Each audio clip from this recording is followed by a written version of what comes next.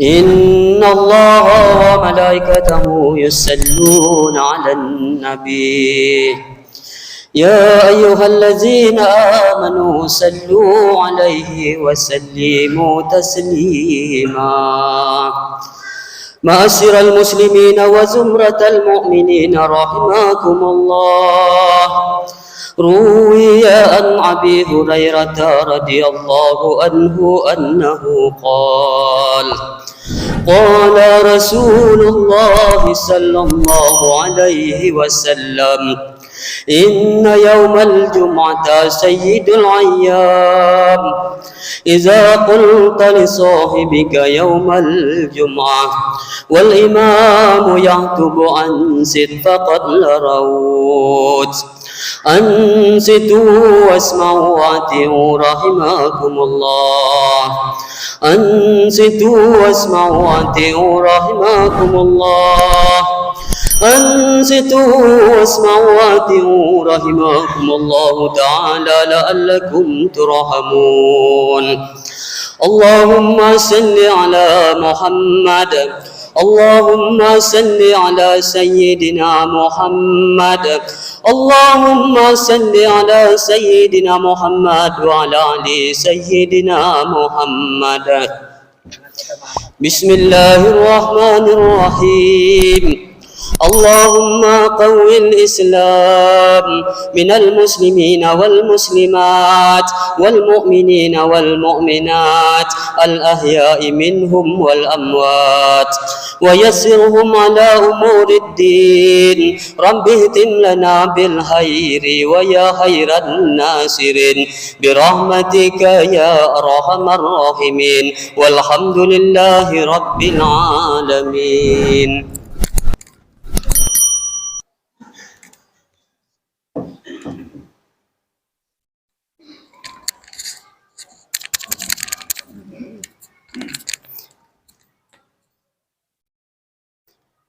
Assalamualaikum warahmatullahi wabarakatuh.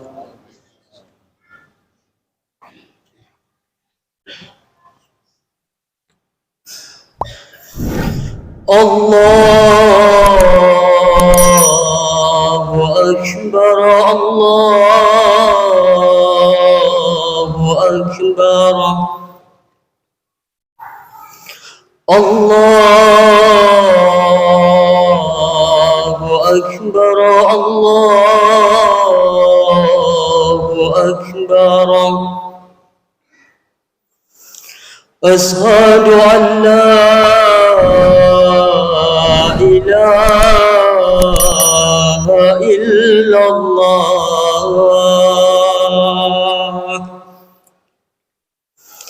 Asyhadu an la ilaha illallah.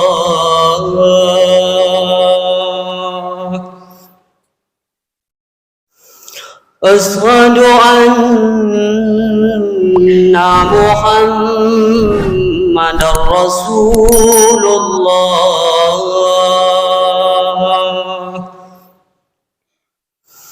Asyhadu anna Muhammadar Rasulullah.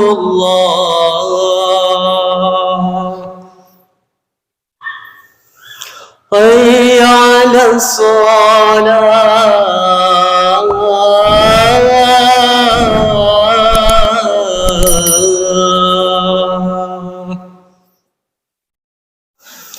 Hayya 'alas salah.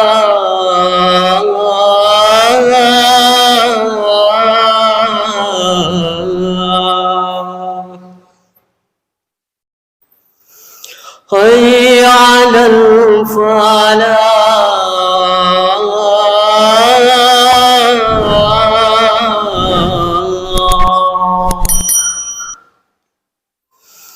Hayya 'alal falah.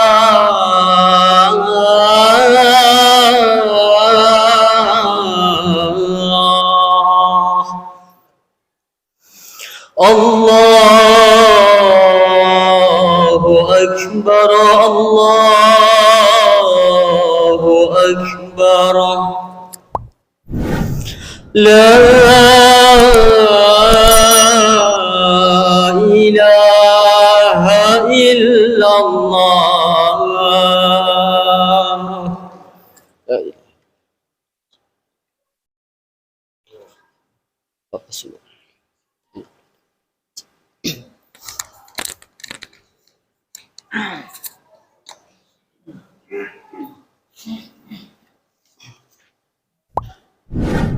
Alhamdulillah, wassalatu wassalamu ala sayyidina Muhammadin Rasulillah wa ala alihi wa sahbihi wa mawala. Wa ashhadu anna sayyidana Muhammadan abduhu wa rasuluh. Allahumma salli wa sallim ala sayyidina Muhammadin wa ala alihi wa sahbihi wa man tabi'ahum bi ihsani ila yaumiddin. Amma ba'd.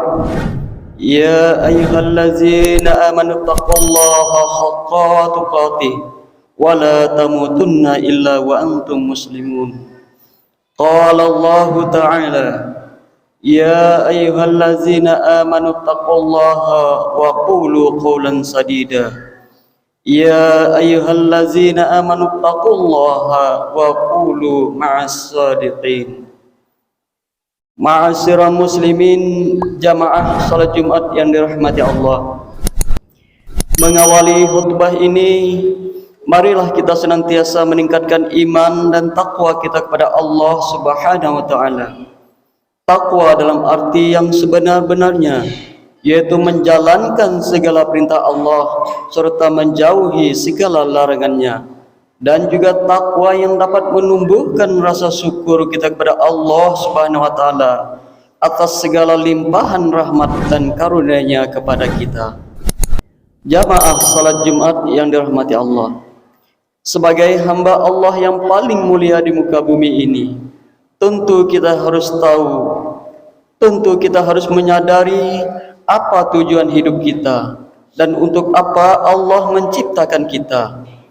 Untuk mengetahui jawaban tersebut, Allah SWT telah berfirman di dalam Al-Quran surah Az-Zariyat ayat 56. A'udzubillahi minasyaitonirrajim. Bismillahirrahmanirrahim. Wa ma khalaqtul jinna wal insa illa liya'budun. Dan tidaklah aku menciptakan jin dan manusia melainkan supaya mereka menyembahku. Ayat tersebut telah menjelaskan kepada kita bahwa Allah SWT menciptakan kita, jin dan manusia, adalah agar beribadah kepadanya. Beribadah dalam arti menyembah, mengabdi, menghambakan diri, tunduk dan patuh atas segala perintahnya. Dan tujuan hidup kita adalah menjalankan apa yang Allah SWT perintahkan kepada kita. Jamaah salat Jumat yang dirahmati Allah, di dalam Al-Quran, selain kita diwajibkan untuk menjalankan segala perintah Allah, Allah SWT juga tidak melarang kita untuk selalu bekerja mencari nafkah, dan bahkan bekerja mencari nafkah demi memenuhi dan mensejahterakan hidup keluarga itu hukumnya wajib dan bernilai ibadah. Namun, bekerja yang dimaksudkan adalah bekerja yang sesuai dengan konsep usaha di dalam Islam. Jamaah salat Jumat yang dimuliakan Allah, setiap orang bekerja pasti ingin mendapatkan duit, karena dengan duit kita bisa mendapatkan apa yang kita inginkan. Akan tetapi, pernahkah kita memahami apa itu duit? Duit adalah konsep usaha di dalam Islam. Adapun konsep usaha di dalam Islam yang perlu kita ketahui ada 4 macam. Pertama, D adalah doa. Doa yang selalu kita panjatkan kepada Allah Subhanahu wa taala setiap kali kita menunaikan salat sesuai dengan apa yang kita hajatkan atau kita minta kepada Allah Subhanahu wa taala. Hal ini berdasarkan firman Allah di dalam surah Al-Jumu'ah ayat 10. A'udzubillahi minasyaitonirrajim. Bismillahirrahmanirrahim. Fa iza qudiyatis salati fantashiru fil ardi wabtaghu min fadlillah wazkurullaha katsiran la'allakum tuflihun. Artinya, apabila telah ditunaikan salat, maka bertebaranlah kamu di muka bumi. Carilah karunia Allah atau rezeki, dan ingatlah Allah banyak-banyak agar kamu beruntung. Memahami ayat tersebut di atas, jelas sekali Allah SWT memerintahkan kepada kita untuk selalu berdoa dan berusaha. Itu artinya kedua-duanya harus sama-sama dijalankan agar apa yang kita dapatkan dari usaha kita mendapatkan keberkahan dari Allah Subhanahu wa taala. 2. U adalah usaha. Setiap orang pasti menginginkan adanya usaha, baik itu usaha besar-besaran maupun usaha kecil-kecilan. Namun tidak semua usaha yang kita jalankan sesuai dengan apa yang kita harapkan. 3. I adalah ikhtiar. Untuk membangun usaha agar usaha membuahkan hasil sesuai dengan apa yang kita harapkan, tentu kita harus bekerja keras atau bersungguh-sungguh, jeli dan teliti. Inilah namanya ikhtiar. Perlu kita ketahui bahwa Allah SWT tidak akan merubah nasib kita jika kita tidak merubah nasib kita sendiri. Hal ini telah dijelaskan di dalam Al-Quran surah Ar-Ra'd ayat 11 yang artinya, sesungguhnya Allah tidak akan mengubah keadaan suatu kaum sebelum mereka mengubah keadaan mereka sendiri. 4. T adalah tawakal. Yang namanya usaha ada kalanya mendatangkan hasil yang menyenangkan dan sering juga mengalami hasil yang tidak sesuai dengan apa yang kita harapkan. Walaupun kita sudah bekerja keras dan sungguh-sungguh, namun nasib malang selalu saja menimpa kita. Dalam keadaan seperti ini, kita tidak punya pilihan lain selain berserah diri kepada Allah atau bertawakal kepada Allah, serta bersabar atas ujian yang Allah berikan kepada kita. Karena itu semua adalah cara Allah mengangkat derajat kita, mengangkat derajat seorang hamba pada tempat yang ia kehendaki. Jamaah salat Jumat yang dimuliakan Allah, itulah 4 konsep usaha di dalam Islam yang harus kita jalani. Intinya, apabila kita bekerja menekuni suatu usaha berdasarkan konsep usaha tersebut di atas, insya Allah seberapapun hasil yang kita dapatkan pasti berkah. Karena rezeki yang kita dapatkan sedikit ataupun banyak adalah atas keridaannya Allah. Namun tidak semua rezeki yang Allah berikan kepada seorang hamba dalam keridaannya. Ada juga rezeki yang Allah berikan kepada seorang hamba tanpa keridaannya, yaitu rezeki yang didapatkan dari hasil perbuatan-perbuatan yang dilarang oleh agama, seperti berjudi, menipu orang lain, mencuri dan lain-lain. Maka rezeki tersebut tidak akan mendatangkan keberkahan padanya. Dan ada juga rezeki yang diberi Allah kepada seorang hamba yang selalu mengejar-ngejar kenikmatan dunia semata tanpa memikirkan akhirat. Usaha yang ia jalani selalu memperoleh keberuntungan, namun sayangnya rezeki yang ia dapatkan selalu dihabiskan untuk perbuatan maksiat dan kenikmatan dunia lainnya. Orang-orang seperti ini dinamakan istidrat. Menurut Malik Al-Muqis, istidrat adalah pemberian kesenangan untuk orang-orang yang dimurkai Allah agar mereka terus-menerus lalai dari mengingat Allah, hingga pada suatu ketika semua kesenangan itu dicabut oleh Allah, mereka akan temangu dalam penyesalan yang terlambat. Hal ini telah dijelaskan di dalam Al-Quran surah Al-An'am ayat 44 yang artinya, maka tatkala mereka melupakan peringatan yang telah diberikan kepada mereka, kami pun membukakan semua pintu-pintu kesenangan untuk mereka, sehingga apabila mereka bergembira dengan apa yang telah diberikan kepada mereka, kami siksa mereka dengan sekonyong-konyong. Maka ketika itu mereka terdiam dan putus asa. Jamaah salat Jumat yang dimuliakan Allah, demikian khutbah yang dapat saya sampaikan. Semoga Allah SWT selalu memberkahi dan meridhoi hidup kita, umur kita, serta amal ibadah kita, sehingga kita menjadi hamba Allah yang mulia di sisinya. Amin ya rabbal alamin. Barakallahu li wa lakum fil Qur'anil azim ونفعني وإياكم بما فيه من الآيات والذكر الحكيم وتقبل مني ومنكم تلاوته إنه هو السميع العليم. أقول هذا واستغفر الله العظيم لي ولكم ولسائر المسلمين فاستغفروه إنه هو الغفور الرحيم. اللهم صل على محمد. اللهم صل على سيدنا محمد. اللهم صل على سيدنا محمد وعلى آل سيدنا محمد.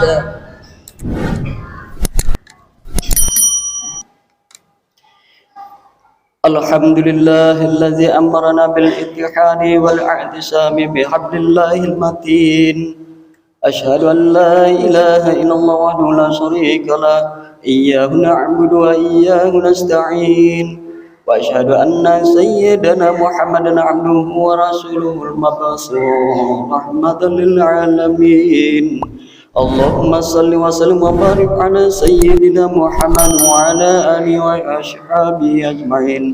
أما بعد فيا عباد الله اتقوا الله ما استطعتم وسارعوا إلى مغفرة رب العالمين واعلموا أن الله سبحانه وتعالى أمركم بأمر بدأ فيه بنفسه وسنى بملائكته المسبحة بقدسه فقال تعالى في كتابه العظيم إن الله وملائكته يصلون على النبي يا أيها الذين آمنوا صلوا عليه وسلموا تسليما. اللهم صل وسلم وبارك على سيدنا محمد سيد المرسلين وعلى آله وأصحابه وقربته وأزواجه وذريته أجمعين. وارض اللهم على أربعة الخلفاء الراشدين سيدنا أبي بكر وعمر وعثمان وعلي وعلى بقية الصحابة والتابعين ومن تبعهم بإحسان إلى يوم الدين وعلينا معهم برحمتك يا أرحم الراحمين. اللهم اصلح جميع ولاة المسلمين وانصر الإسلام والمسلمين واهلك الكفرة والمشركين واعل كلمتك إلى يوم الدين. اللهم اغفر للمسلمين والمسلمات والمؤمنين والمؤمنات الأحياء منهم والأموات إنك سميع قريب مجيب دعوات يا قاضي الحاجات. ربنا افتح بيننا وبين قومنا بالحق وأنت خير الفاتحين. ربنا آتنا في الدنيا حسنة وفي الآخرة حسنة وقنا عذاب النار. عباد الله إن الله يأمر بالعدل والإحسان وإيتاء ذي القربى وينهى عن الفحشاء والمنكر والبغي يعظكم لعلكم تذكرون. واذكروا الله العظيم يذكركم وادعوه يستجب لكم ولذكر الله أكبر.